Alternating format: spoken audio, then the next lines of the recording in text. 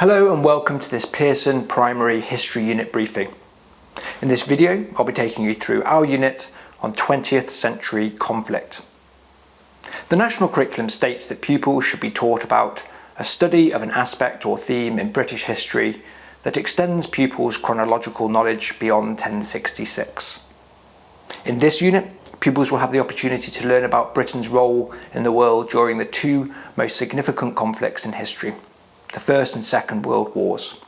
Focus will be on the First World War, but this will be connected to the events leading to the Second World War, encouraging pupils to understand the complex, long-term relationship between events in history. This unit also lends itself very well to engage in another national curriculum statutory topic, a local history study. So let's take a closer look at the work booklet that pupils will complete as they move through this unit.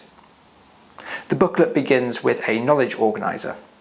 Significant individuals are set out, including British Prime Minister David Lloyd George. A timeline runs from the unification of Germany in the 19th century to the beginning of the Second World War. Key vocabulary is also included. Each of the 6 lessons are framed around an inquiry question, and you may like to end the lesson by having pupils jot their key reflections in the learning review column here.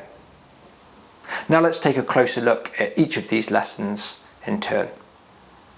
The first lesson asks, what were the different causes of the First World War? Pupils will learn about how Bismarck unified the German Empire in 1871, and that a rise in militarism, alliances, imperialism and nationalism led to increasing tensions throughout the late 19th and early 20th century. They'll then learn how the assassination of Archduke Franz Ferdinand sparked a chain reaction resulting in the First World War. Lesson 2 asks, why were so many lives lost on the Western Front? Pupils will learn about how weaponry fundamentally changed the nature of warfare at the start of the 20th century, with machine guns capable of killing thousands of soldiers in a single assault. The Battle of Somme will be explored as an example of huge loss of life.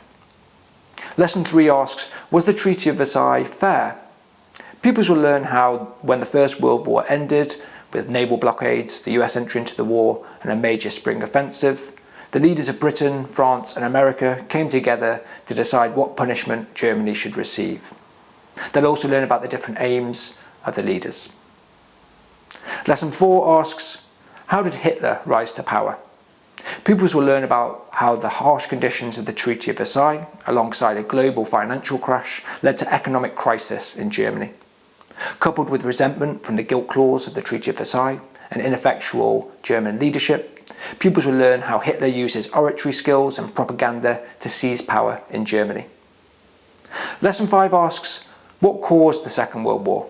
Thanks to the first lesson in this unit, pupils should now appreciate that conflicts are not simply caused by one event or action, but rather a multitude of factors coming together.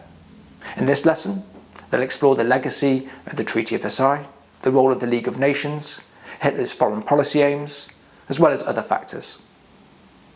And the final lesson gives pupils a chance to answer the big question: could the Second World War have been avoided? This will allow them to bring together everything that they've learnt about different nations in the 20th century and reach a judgment about whether different actions may have altered or even prevented the war. We hope that you enjoy teaching this unit on 20th century conflict and that your pupils enjoy learning all about it.